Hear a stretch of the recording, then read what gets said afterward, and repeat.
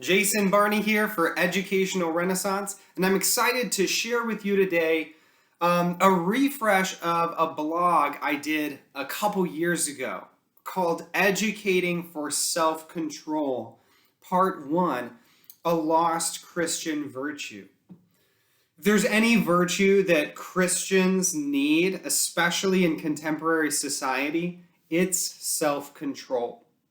We have available to us more seductive entertainment, more well-advertised temptations, and even more innocent pleasures, like unhealthy foods, which end up not being so innocent in the long run, than any other people in any time in the history of the world. The average first world Christian experiences a higher standard of living than the richest kings of the ancient and the Middle Ages. Our prosperity itself may be the greatest weapon the enemy ever devised. And unfortunately, at such a moment, self-control is one of the most neglected Christian virtues, from the pulpit at least, mostly because of a misplaced concern about legalism. You know what I'm talking about.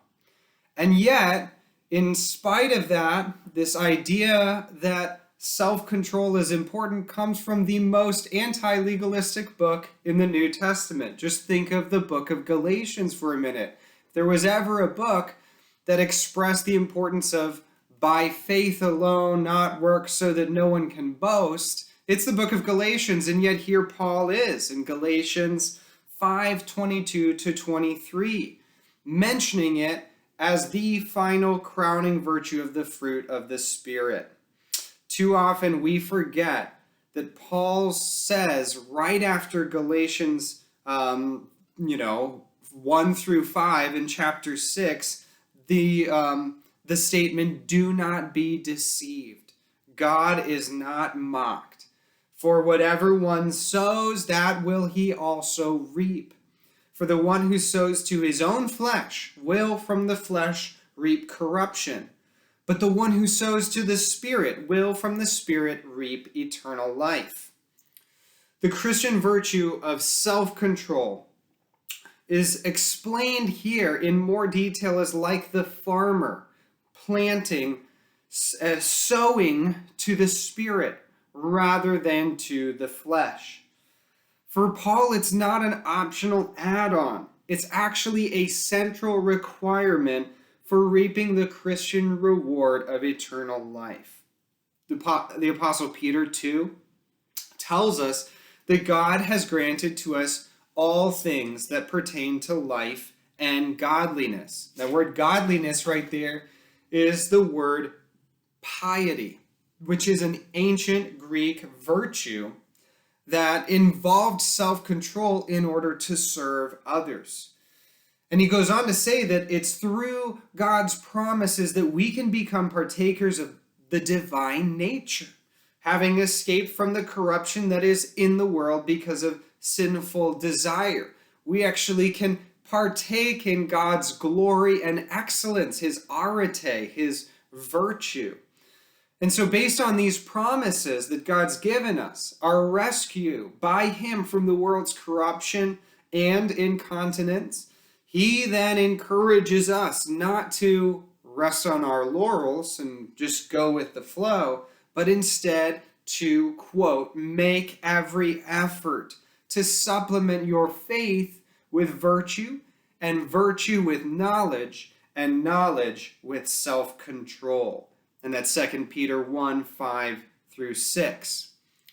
Peter closes out the paragraph there, emphasizing not just the connection of these qualities to effectiveness and fruitfulness in verse 9, but also their necessity for entering into God's eternal kingdom.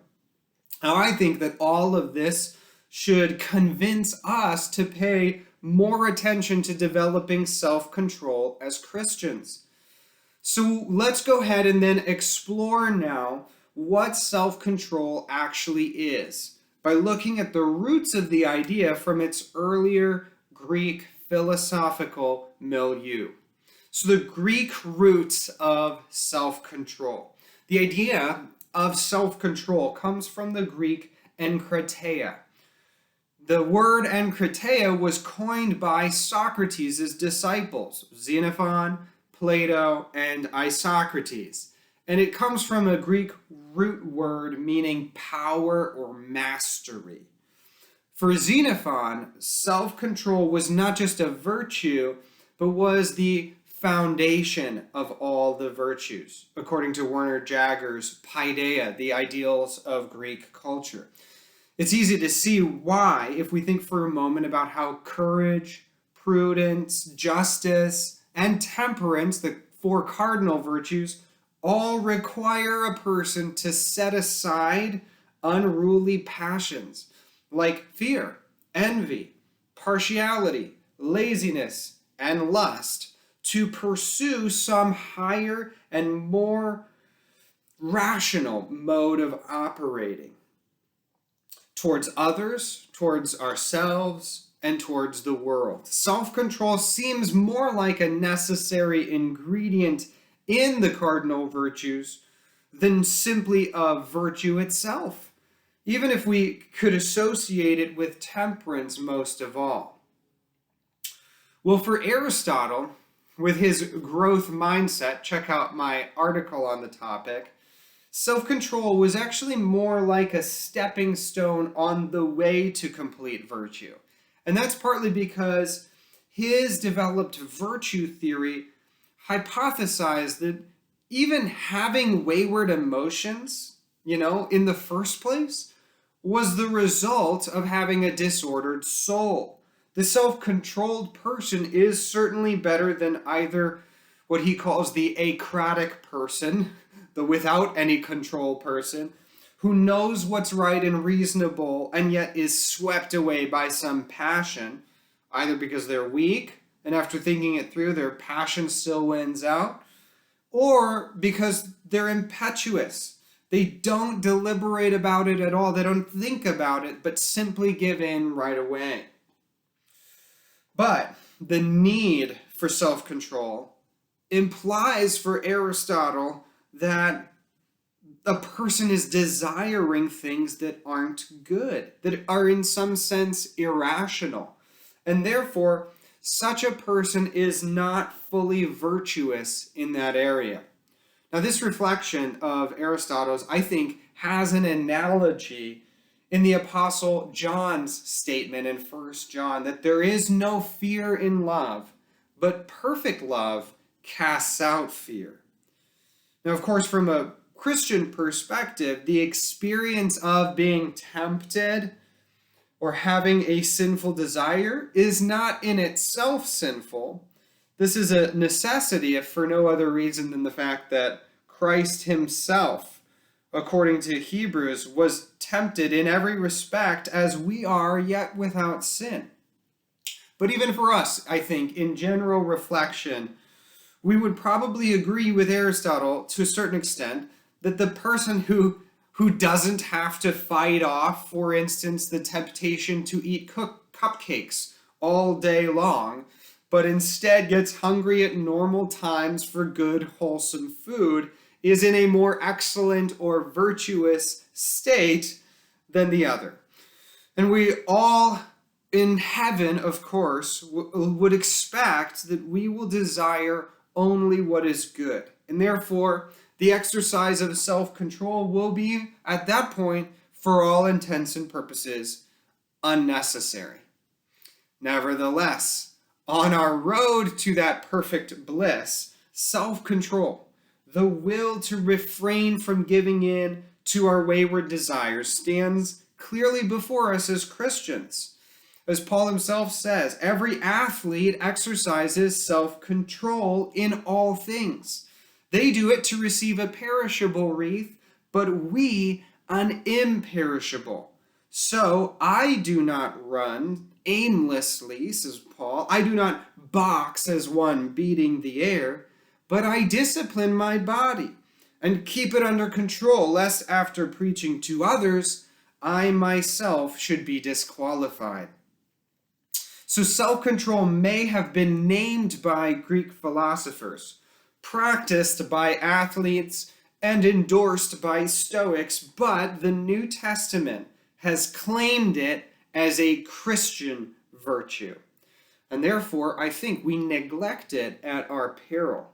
And peril it is if we neglect self-control. It's like the sirens of Greek mythology, the lure of the flesh, and the desire of the eyes, and the lust of the world that conspire to entrap the Christian through their seductive song, only to shipwreck our lives on the shoals of sin. Which brings us to the topic of the school of self-control. These days, education doesn't normally aim directly at inculcating willpower or self-control. And I think this is partly the case because of the influence of pragmatism.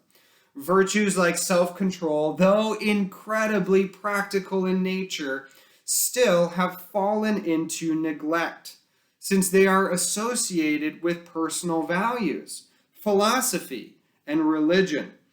Directly focusing on them is suspect in the modern world, where the avoidance of traditional values has become of paramount importance, especially in public schools. But for us, as Christian educators, the power and ubiquity of the siren's call in our world should cause us concern. Now, there may be other contributing factors to the exodus of some of our youth from the church, either after high school or college, but it is at least worth considering whether the failure of Christian homes, churches, and schools to train them in self-control is a prime candidate. People don't leave the faith for primarily intellectual reasons, but for moral and relational ones. If they are unable to resist the siren's call of a self-indulgent culture, then sooner or later, they are likely to abandon ship. Or perhaps it would be better to say, make shipwreck of their faith, to maintain the image and reference to 1 Timothy 1:19. Paul's own metaphor for what happens when someone doesn't hold on to a good conscience. But how can we teach self-control? Can we even teach self-control? What practical steps can be done for us to make every effort as Peter encourages us? Now, of course, there's a sense in which every person must deliberately seek self-control for himself. But respecting that principle of an individual responsibility and the work of grace in each person's life, how can we work at creating little schools of self-control in our homes, our churches, and yes, indeed, our Christian schools? Again, it may be strange to think of the purpose of a school as a gymnasium for forming virtues like self-control, especially Christian ones, though, as we've seen, self-control is of a Greek philosophical origin, and it's been studied as well by modern neuroscience and psychology. So, in the case of self-control, it's not as though we're trying to tackle the science of salvation or practical tips for manipulating students into saving faith, as if that were possible. But the liberal arts tradition of education has often thought in terms of virtues, both moral and intellectual, as key outcomes of the schooling process. This is in contradistinction to modern education's focus on Bloom's taxonomy and the cognitive domain alone. For instance, we could cite British Christian educator Charlotte Mason here for this idea of moral and intellectual virtues. She says in her section on the way of the will from her 6th volume of Towards a Philosophy of Education, we who teach should make it clear to ourselves that our aim in education is less conduct than character. Conduct may be arrived at, as we've seen, by indirect routes, but it is of value to the world only as it has its source in character. Well, self-control, or what's popularly called willpower, is an element of that character that Mason claims is our, quote, aim in education, unquote. Conduct, or what we might call behavior simply, can be arrived at through easier means, according to Mason. She probably has in mind here the rewards and punishments, which of course have their place, but may not actually penetrate to the heart and form the long-term character of the student. In the same context, Charlotte Mason says that it is time that we realized that to fortify the will is one of the great purposes of education. Now here, Mason seems to imply that education itself could be conducted in such a way as to strengthen students' wills or weaken students' wills, to bolster the virtue of self-control or encourage the vice of giving in to every whim and passion, suggestion, or desire that flits into their minds. Now, it's worth stopping for a moment to consider, could we be, in certain ways, setting up our schools, our classes, our churches and homes, such that there is no requirement for ourselves or our students to exercise discipline and self-restraint? Is every desire and whim satisfied so quickly and easily that no self-mastery is necessary in daily learning and life? Are our students kept in such a stupor of entertainment and stimulation that they don't need to exercise their wills to deny themselves and pursue higher goals moment by moment? If we were seriously to view inculcating self-control as a chief goal in our schools, I think there would need to be some large-scale reorienting of how we go about education. Commonplace assumptions about what makes learning better might need to be rethought.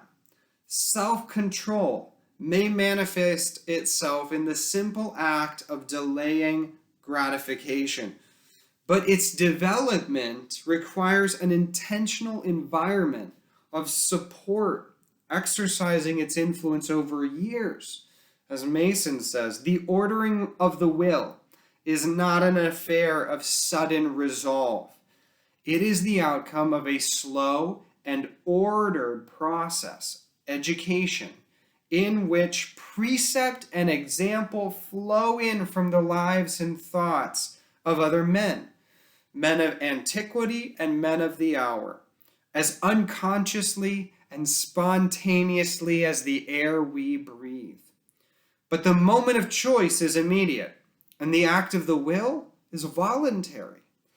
And the object of education is to prepare us for this immediate choice and voluntary action which every day presents. One aspect that Mason brings up here that we've not yet mentioned is the power of example to shape the imaginations of students. Like the air we breathe, the culture and curriculum of a school can either endorse the beauty and dignity of self-mastery or subtly undercut it through neglect and cynicism. Going further with self-control. Educating for self-control is so important a topic that it needs space to be developed more. Not only is it crucial for key educational objectives we've already discussed, like deliberate practice or deep reading, it has implications for the discipline and correction of children. In addition, we know that modern neuroscience and psychology have demonstrated the value or importance of self-control even from a secular perspective for all sorts of positive life outcomes. And they've described in minute detail why so much of the traditional wisdom about cultivating self-control actually works from a brain science perspective. So in my next lecture or blog, we're going to unpack more of this material and delve deeper into 2 tactics for developing self-control, and especially their connection to the faculty of attention, our focus ability. In the meantime, I want you to ask yourself, how do you cultivate self-control? In yourself? In your children? In your students? What could you practically do that would help them be educated for self-control?